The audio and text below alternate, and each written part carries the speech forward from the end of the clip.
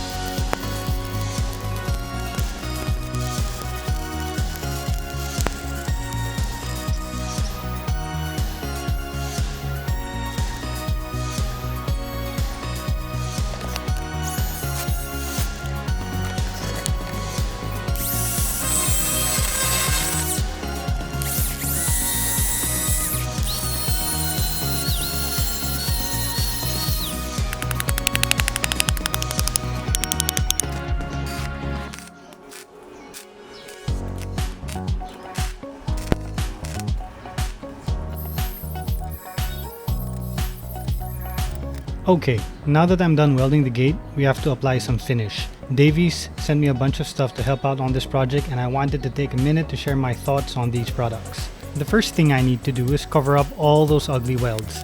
That's where this non-drip epoxy comes in. Now, in the past, I've used this stuff.